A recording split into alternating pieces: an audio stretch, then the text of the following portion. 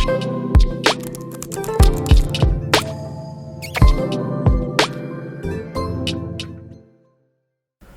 वालेकुम जी। आज हम जो है वो एटॉमिक स्पेक्ट्रा को स्टडी करेंगे और एटम से रिलेटेड और जो प्रॉपर्टीज़ हैं उसे स्टडी करेंगे। सबसे पहले जी हमारे पास एटॉमिक स्पेक्ट्रा और स्पेक्ट्रोस्कोपी से क्या मुराद है। स्पेक्ट्रोस्कोपी जो है ये फ़िज़िक्स की एक ऐसी ब्रांच है जिसमें हम स्टडी करते हैं एमिटेड और एब्जॉर्ब रेडिएशन की जो इंटेंसिटीज़ हैं वेवलेंथ के अकॉर्डिंग, कि जो हमारे पास लाइट जो है वो रेडिएशन जो है एमिट हो रही है या एब्जॉर्ब हो रही है, अगर आप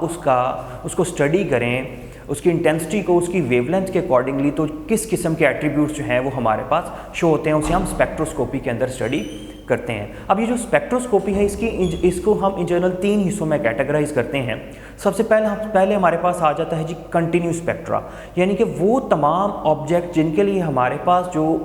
स्पेक्ट्रा है वो कंटिन्यूस रेंज में एग्जिस्ट करता है, जिसमें हमारे पास हर किस्म की वेवलेंथ जो है वो शामिल हो जाती है और आप कोई डिस्टिंक्शन नहीं कर सकते कि जी हमारे पास ये जो वेवलेंथ है ये किस रेंज से किस रेंज तक है। इसमें हमारे पास ब्लैक बॉडी रेडिएशन का स्पेक्ट्रा आ जाता है और कंटिन्यूस जो आपके पास वाइट लाइट है उसका स्पेक्ट्रा आ जाता है। इसके अलावा जो आपके पास जो है वो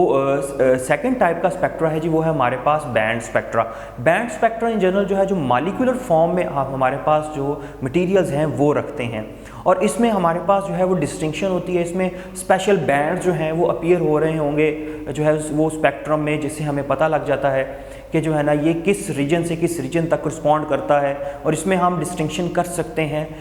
पर्टिकुलर वेवलेंथ्स को। थर्ड नंबर पे है जी हमारे पास लाइन स्पेक्ट्रा। लाइन स्पेक्ट्रा जो है ये इन जनरल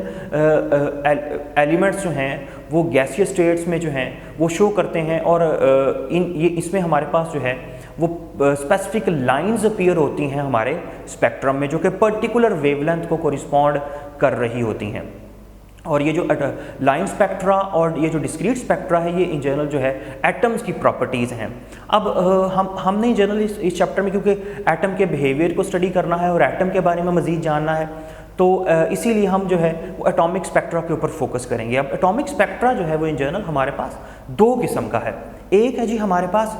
एमिशन स्पेक्ट्रा और दूसरा है जी एब्जॉर्प्शन स्पेक्ट्रा। एमिशन स्पेक्ट्रा हासिल करने के लिए हम क्या करते हैं जी, किसी भी एलिमेंट को सबसे पहले हम जो है वो उसमें से इलेक्ट्रिक डिस्चार्ज पास करके उसके एटम्स को एक्साइट करेंगे। जब उसके एटम्स जो हैं वो एक्साइट हो रहे होंगे देन जो है वो उस एक्साइटेशन के अंदर वो जो एनर्जी जो है वो कुछ रेडिएट करेंगे और वो जो एनर्जी की रेडिएशन है, वो जो एनर्जी जो कि वो रेडिएट कर रहे हैं, हम उसको एक जो है वो ब्लैक स्क्रीन के ऊपर जो है वो हासिल करते हैं, जिसको हम कहते हैं जी एमिशन स्पेक्ट्रा। अब इसमें हमारे पास जो है वो हर एलिमेंट जो है वो पर्टिकुलर जो है वो लेवल के अकॉर्डिंगली जो है वो रेडिएशन एमिट आउट करेगा, इसलिए हमारे पास पर्टिकुलर वेवलेंथ्स जो है पर्टिकुलर लाइंस जो हैं वो अपीयर होंगी ब्लैक स्क्रीन पे। इसके बरक्स अगर आप एब्जॉर्प्शन स्पेक्ट्रा स्टडी करना चाहते हैं तो देन हम क्या करेंगे, हम अपने वो जो हमारा सिस्टम है वो जो हमारा एलिमेंट है जिसको हम स्टडी कर रहे हैं, हम उसको कूल डाउन करेंगे। कूल डाउन करने से क्या होगा जी, वो एनर्जीज़ को एब्जॉर्ब करेगा और वो जो जब एक्साइटेशन हुई थी जो उसने एनर्जी एमिट आउट की थी, अब वो पर्टिकुलर एनर्जीज़ को एब्जॉर्ब करेगा। अच्छा जी, अब इस केस में हमारे पास क्या होता है कि हमारे पास जो है वो जो हमारे पास कंप्लीट रेंज ऑफ वेवलेंथ है उसमें से पर्टिकुलर वेवलेंथ जो हैं वो मिस हो जाती हैं। अगर आप स्पेक्ट्रा पे नोट करें तो कि जी अब एब्जॉर्प्शन स्पेक्ट्रा में आपके पास जो है वो पूरी का जो है कलरफुल स्क्रीन है, आपके पास कंप्लीट जो है वो स्पेक्ट्रा की रेंज है जो कि लाइट दे रही है, लेकिन उसमें पर्टिकुलर लाइंस जो हैं वो ब्लैक अपीयर हो रही हैं। इन ब्लैक अपीयर होने का मतलब ये है कि इस पर्टिकुलर वेवलेंथ की रेडिएशन को हमारी गैस ने जो है वो एब्जॉर्ब कर लिया है और इसलिए ये रीजन जो है वो यहाँ पर गायब है, ये वेवलेंथ यहाँ पर मौजूद स्पेक्ट्रम में नहीं है। इसके अलावा अगर आप एमिशन और एब्जॉर्प्शन स्पेक्ट्रम को गौर से देखें तो लाइट जो है जो एलिमेंट जो है वो पर्टिकुलर रेडिएशन को एमिट आउट करेगा जो कि आपको एमिशन स्पेक्ट्रम में नज़र आती है, वही सेम रेडिएशन जो है वो एब्जॉर्प्शन स्पेक्ट्रम के अंदर सेम वेवलेंथ जो है वो गायब है, क्योंकि वही सेम वेवलेंथ जो है उसे एब्जॉर्ब कर लिया गया है। इसलिए आपको उस जगह पर जो है एब्जॉर्प्शन स्पेक्ट्रम में एक डार्क लाइन जो है वो नज़र आ रही है। हमारे पास आपको स्क्रीन पे कुछ जो है वो एलिमेंट के जो है पर्टिकुलर स्पेक्ट्रा नज़र आ रहे होंगे, जैसे हाइड्रोजन जो है उसका स्पेक्ट्रम जो है नज़र आ रहा है विजिबल रीजन के अंदर। इसके अलावा हीलियम के लिए स्पेक्ट्रा है, नियॉन के लिए स्पेक्ट्रा है और मरकरी के लिए है। अब इससे एक चीज़ तो ये भी क्लियर है कि हर एलिमेंट का जो हमारे पास लाइन स्पेक्ट्रा होता है वो उसके जो है वो पर्टिकुलर ऑर्बिट्स और उसके उसमें जो इलेक्ट्रॉन्स की ट्रांजिशंस हैं उसके अकॉर्डिंगली तमाम एलिमेंट का जो आपके पास स्पेक्ट्रम है वो डिफरेंट होगा। और इसी स्पेक्ट्रम से हम आइडेंटिफाई कर सकते हैं कि जी किस पर्टिकुलर जो है वो एलिमेंट को हम स्टडी कर रहे हैं। जैसे कि जो आपके पास हीलियम है वो ज़मीन पर दरियाफ्त होने से पहले सूरज में दरियाफ्त हुआ था, क्योंकि उसका जो स्पेक्ट्रा था वो बाकी एलिमेंट से डिफरेंट था। तो जो है इस एलिमेंट को जो है वो बाद में ज़मीन पे जी उसके बारे में हमें पता लगा कि ये जी हमारे पास जो एलिमेंट है ये हीलियम है। अब जो आपके पास जो स्पेक्ट्रा अपीयर होता है, इस स्पेक्ट्रा में हम ये देखते हैं कि सर्टेन वेवलेंथ्स जो हैं वो एक दूसरे के साथ रिलेट करती हैं, यानी कि जो वेवलेंथ्स आपके पास स्पेक्ट्रम में हासिल होती हैं उनमें कुछ रेगुलरिटीज़ पाई गई हैं। ये सबसे पहले हाइड्रोजन के लिए बामर ने नोट की थी 1885 में, और इस रीजन को हम इस सीरीज़ को हम बामर सीरीज़ कहते हैं, क्योंकि उस वक्त हमारे पास जो है एटम का प्रॉपर स्ट्रक्चर जो है वो मालूम नहीं था। इसलिए ठीक तरह से बयान करना कि ये जो सीरीज़ है ये किस चीज़ को कॉरस्पॉन्ड करती है डिफ़िकल्ट था। तब जो है रेडबर्ग ने 1896 में जो है इस सीरीज़ को मैथमेटिकली जो है इस तरह से फॉर्मुलेट किया कि हमारे पास एक मैथमेटिकल रिलेशन आ गया, जो कि जी हमारे पास 1/λ is equal to RH into 1/2² minus 1/n²। यहाँ पे RH जो है वो रेडबर्ग कांस्टेंट है और 2 जो है वो शेल को रिप्रेजेंट कर रहा है और n जो है वो कोरिस्पॉन्ड करता है ऐसे शेल को जहाँ से इलेक्ट्रॉन जो है वो ट्रांजिशन कर रहा है। इसके अलावा बामर सीरीज़ जो है वो इसलिए सबसे पहले दरियाफ्त हुई क्योंकि ये विजिबल रीजन में लाई करती थी और इसको ये जो है ना हमारे पास स्क्रीन पे अपीयर हो रही थी। इसके अलावा सर्टन और जो हैं वो हमारे पास सीरीज़ भी एग्जिस्ट करती हैं, जैसे कि लाइमन सीरीज़ जो है वो अल्ट्रावायलेट रीजन में है, जिसके लिए हमारे पास जो है वो 1² आ जाता है। इसके अलावा हमारे पास और 3 सीरीज़ हैं, एक हमारे पास जो है वो पैशन सीरीज़ है, एक हमारे पास ब्रैकेट सीरीज़ है और एक हमारे पास फंड सीरीज़ है। इन तमाम के लिए जो हमारे पास जो रिलेशन है वो सेम है 1/λ की फॉर्म में, लेकिन वेरिएशन किस चीज़ की है जी, p की वेरिएशन है। जैसे कि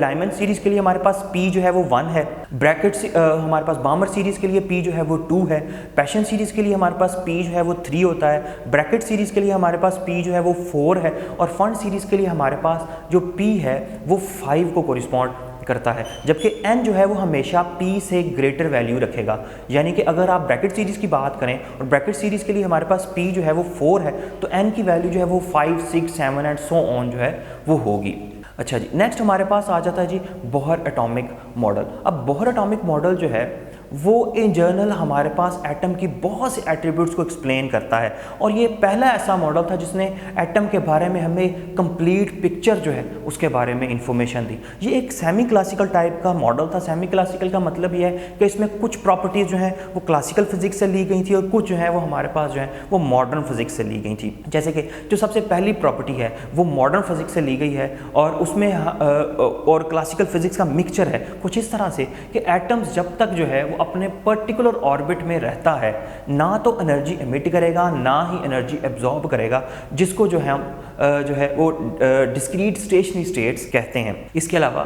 जो सेकंड पोस्टुलेट है इसका बोहर का वो कुछ इस तरह से है कि सिर्फ वही ऑर्बिट्स जो हैं वो मुमकिन है एटम में जिनके लिए ऑर्बिटल एंगुलर मोमेंटम जो है वो इक्वल हो NH/2π के, यानी कि सिर्फ सर्टन ऑर्बिट्स ही पॉसिबल होते हैं, हर किस्म के ऑर्बिट्स जो हैं वो पॉसिबल नहीं है। और ये जो पॉसिबिलिटी है सर्टन ऑर्बिट्स की, ये इन जनरल इलेक्ट्रॉन की जो वेव नेचर है उसको कोरिस्पॉन्ड करती है और हम डी ब्रॉय रिलेशंस को इस्तेमाल करते हुए जो है ये इस रिलेशन तक पहुंच सकते हैं mvr = NH/2π। इलेक्ट्रॉन क्योंकि वेव की तरह एक्ट करेगा तो इसलिए वो अपने ऑर्बिट में पार्टिकल की तरह जो है वो कंप्लीट सर्कुलर मोशन परफॉर्म नहीं करता, बल्कि वो जिग-जैग फॉर्म में जो है वो अपनी मोशन को परफॉर्म करता है अपनी न्यूक्लियस के गिर्द। इसके अलावा जो थर्ड पोस्टुलेट है बोहर थ्योरी का वो ये कहता है कि अगर इलेक्ट्रॉन ने ट्रांजिशन करनी है, अगर इलेक्ट्रॉन ने जंप करना है हायर लेवल से लो लेवल तक, तो वो जिस लेवल से जंप करके आएगा और जहाँ पर आएगा उन दो एनर्जी लेवल के दरमियान जो डिफरेंस है एनर्जी का, उस एनर्जी के इक्विवेलेंट अमाउंट अगर वो रेडिएट करेगा देन वो जंप कर सकता है और हायर लेवल से हमारे पास जो है वो लो लेवल में आ सकता है, जिसके लिए हमारे पास रिलेशन है G HF is equal to EN minus EP। Then इसके बाद अगर आप जो है वो पर्टिकुलर ऑर्बिट्स जिसमें हमारा जो इलेक्ट्रॉन जो है वो एग्जिस्ट करता है, अगर आप उसके अकॉर्डिंग जो है उसके पर्टिकुलर वो जो रेडियाइज हैं अगर आप वो कैलकुलेट करना चाहते हैं हर n के अकॉर्डिंग, n यहाँ पर प्रिंसिपल क्वांटम नंबर है, तो उसके लिए हम क्या करते हैं जी, हम सपोज करते हैं कि एक इलेक्ट्रॉन जो है वो न्यूक्लियस के गिर्द मूव कर रहा है और सिंप्लिसिटी के लिए हम जो है वो हाइड्रोजन का एटम ले लेते हैं जिसके सेंटर में एक प्रोटॉन है और एक इलेक्ट्रॉन जो है वो बाहर जो है उसकी सराउंडिंग में गर्दिश कर रहा है, और वो किस किस ऑर्बिट में होगा हम उसके लिए रेडियस कैलकुलेट करना चाहते हैं। तो अब इलेक्ट्रॉन जो है वो जब प्रोटॉन के अराउंड जो है वो मूव करेगा हाइड्रोजन एटम में, तो इन दोनों के दरमियान एक electrostatic force of attraction exist करेगी जिसको हम कूलम फोर्स कहते हैं। अगर ये कूलम फोर्स जो है ये उस इलेक्ट्रॉन को दायरे में मूव करवा रही है, यानी कि मुमकिना तौर पे सेंट्रीपिटल फोर्स प्रोवाइड कर रही है, तो फिर हम जो है वो RN यानी कि रेडियस ऑफ इलेक्ट्रॉन जो है पर्टिकुलर ऑर्बिट्स का उसे हम कैलकुलेट कर सकते हैं। हमने क्या करना है जी, कूलम फोर्स को इक्वेट करना है सेंट्रीपिटल फोर्स से, और वहाँ से हमारे पास जो है रिलेशन आ जाएगा रेडियस के लिए जो कि है जी n² डिवाइड बाय 4π² kme²। अब यहाँ पे k जो है वो हमारे पास कूलम कांस्टेंट है, वो जो कूलम इलेक्ट्रिक कांस्टेंट है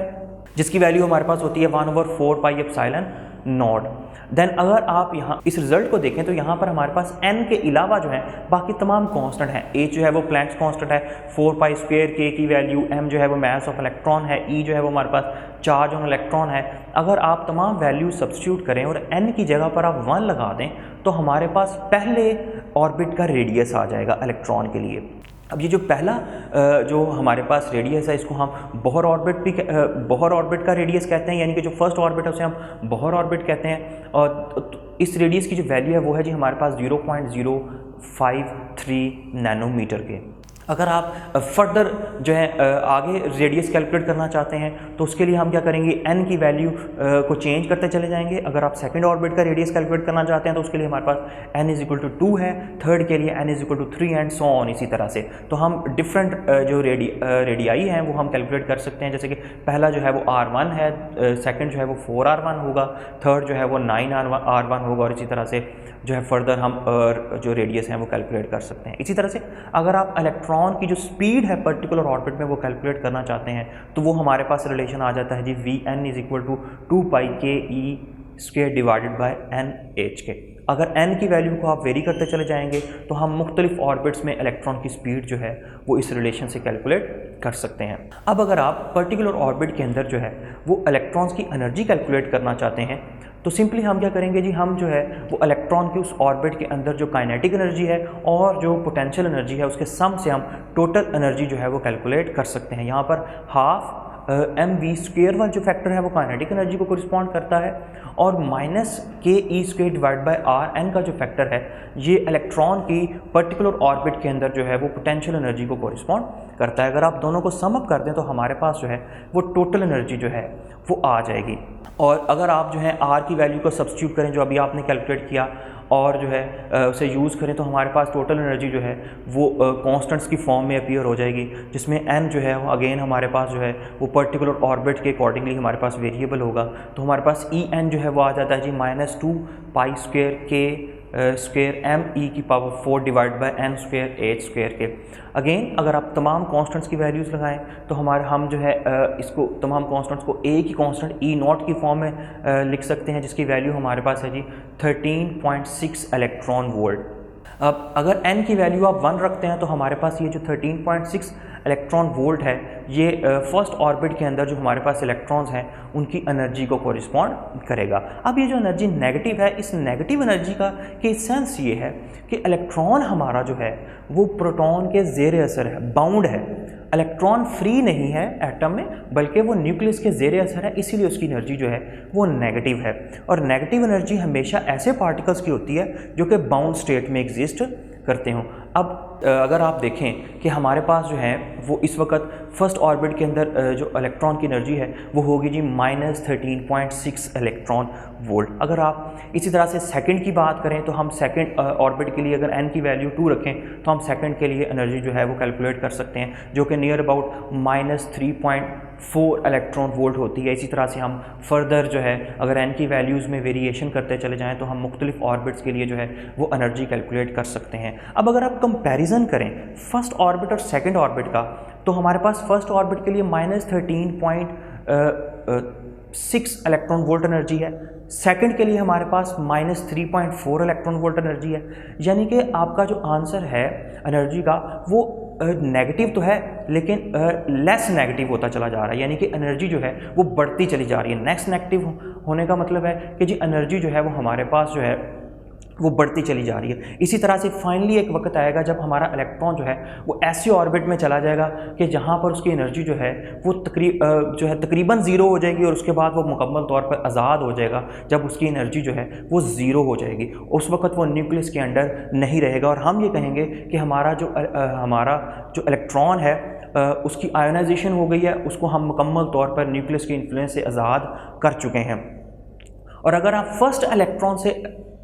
फर्स्ट ऑर्बिट से इलेक्ट्रॉन को रिमूव करना चाहते हैं तो जो आपको एनर्जी देना होगी उसको हम आयोनाइजेशन एनर्जी कहेंगे। और फर्स्ट ऑर्बिट के लिए हमारे पास जो आयोनाइजेशन एनर्जी है वो 13.6 इलेक्ट्रॉन वोल्ट है, यानी कि वो जो उस ऑर्बिट की एनर्जी है उसके अकॉर्डिंगली जो पॉजिटिव एनर्जी है वो उस इलेक्ट्रॉन को आयोनाइज करवा देगी। और आयोनाइजेशन के लिए आपने जो एक्सटर्नल पोटेंशियल अप्लाई किया है जिससे हमारा इलेक्ट्रॉन जो है वो आयोनाइज हो गया है उसको हम आयोनाइजेशन पोटेंशियल से कोरिस्पॉन्ड करते हैं। और हमारी जो फर्स्ट स्टेट है उसे हम ग्राउंड स्टेट कहते हैं। दैन हमारे पास फर्दर हायर एनर्जी स्टेट्स जो हैं वो एग्जिस्ट करती हैं। और अगर आप आयोनाइज नहीं करवाना चाहते बल्कि आप चाहते हैं कि आपका जो इलेक्ट्रॉन है वो किसी भी पर्टिकुलर ऑर्बिट से हायर ऑर्बिट्स में चला जाए तो आप उसके अकॉर्डिंगली जो है जो एनर्जी का डिफरेंस है उसके इक्विवेलेंट जो है वो एनर्जी प्रोवाइड करेंगे। दैन हमारा इलेक्ट्रॉन जो है वो जंप करके जो है वो हायर ऑर्बिट्स में चला जाएगा। जैसे कि जी अगर आप फर्स्ट ऑर्बिट से सेकंड ऑर्बिट तक इलेक्ट्रॉन को ले जाना चाहते हैं तो जो दो हमारे पास लेवल्स में जो एनर्जी का डिफरेंस है उसके इक्विवेलेंट अमाउंट ऑफ एनर्जी के इक्वल अगर आप फोटोन देते हैं तो वो पहले फर्स्ट ऑर्बिट से इलेक्ट्रॉन एनर्जी एब्जॉर्ब करेगा और देन वो कहाँ चला जाएगा जी सेकंड में चला जाएगा। हम ये कहेंगे कि जी हमारा एटम जो है वो एक्साइट हो गया है और वो जो पोटेंशियल एक्सटर्नल पोटेंशियल जिसने ये एक्साइटेशन की है उसे हम एक्साइटेशन पोटेंशियल से रिप्रेजेंट करते हैं। देन हमारे पास जो है वो कंप्लीट जो है वो हाइड्रोजन के एमिशन स्पेक्ट्रा आ जाता है जिसमें हमारे पास जो है वो लाइमन सीरीज़ है, बामर सीरीज़ है, पैशन सीरीज़ है, ब्रैकेट सीरीज़ है और फंड सीरीज़ है जो कि पर्टिकुलरली कोरिस्पॉन्ड करती हैं हमारे पास उसी तरह से पी की वैल्यूज़ के कि पी हमारे पास जो है वो लाइमन के लिए 1 होता है और जो है बामर के लिए हमारे पास 2 है, पैशन के लिए हमारे पास 3 है, ब्रैकेट के लिए 4 है और फंड के लिए जो है वो 5 है। और एन जो है वो हमेशा जो है वो पी से उसकी वैल्यू जो है वो बड़ी होगी। जैसे कि लाइमन सीरीज़ में जो ट्रांजिशंस हैं वो सेकंड से 1 में होंगी, थर्ड से 1 में होंगी। इसी तरह से जो आपके पास जो है वो बामर सीरीज़ है उसमें थर्ड से सेकंड में होंगी, 4 से सेकंड में होंगी एंड सो ऑन। इसी तरह से हम जितनी आपके पास कंप्लीट सीरीज़ है वो इस तरह से हम जो है वो देख सकते हैं। देन हम देखते हैं जी कुछ MCQs जो अभी तक हमने पढ़ा है उससे related. The unit of Rydberg constant is, Rydberg constant का यूनिट जो है वो क्या है, तो उसका जो यूनिट है क्योंकि हम 1/लैम्डास की फॉर्म में उसे कैलकुलेट करते हैं जो हमारा जो रिलेशन है, देन हमारे पास जिसका यूनिट है वो पर मीटर होगा, यानी कि डी ऑप्शन हमारे पास करेक्ट है। Next G which of the following Bohr orbit would have minimum energy, तो इलेक्ट्रॉन जो कि और बोहर ऑर्बिट्स में होगा मिनिमम एनर्जी उसकी जो है हमेशा जो है वो फर्स्ट ऑर्बिट में होती है। देन फर्दर उसकी एनर्जी जो है वो आहिस्ता आहिस्ता बढ़ना शुरू हो जाती है अपर लेवल्स की तरफ जाते हुए। तो फर्स्ट ऑर्बिट में उसकी एनर्जी जो है वो मिनिमम होगी, इसलिए सी ऑप्शन जो है वो हमारे पास करेक्ट है। थर्ड नंबर पे है जी if an electron jumps from third orbit to second orbit then the wavelength of emitted radiation would be. अगर एक इलेक्ट्रॉन जो है वो थर्ड से सेकंड में आता है तो आपने ये बताना है कि जो वेवलेंथ वो एमिट करेगा रेडिएशन की वो एग्जैक्टली वो कितनी होगी। अब कैलकुलेशंस की तरफ जाने से पहले सिंपली क्योंकि जो इलेक्ट्रॉन है वो थर्ड से सेकंड में आ रहा है तो ये इन जनरल कोरिस्पॉन्ड करता है बामर सीरीज़ को, और बामर सीरीज़ जो है उसमें हमारे पास सिर्फ और सिर्फ विजिबल रेडिएशंस जो हैं वो पॉसिबल होती हैं। तो इनमें से कौन सा ऐसा आंसर है जो कि विजिबल रीजन में लाई करता है? अब विजिबल रीजन हमारे पास है जी 400 नैनोमीटर से 700 नैनोमीटर तक। तो विदाउट कैलकुलेशन हम बता सकते हैं कि डी ऑप्शन हमारे पास 656 जो है वो करेक्ट है, क्योंकि ये विजिबल रीजन में लाई करती है। और अगर आप कैलकुलेट भी करें देन आपके पास आंसर जो है वो 656 ही आएगा। तो डी ऑप्शन हमारे पास करेक्ट है।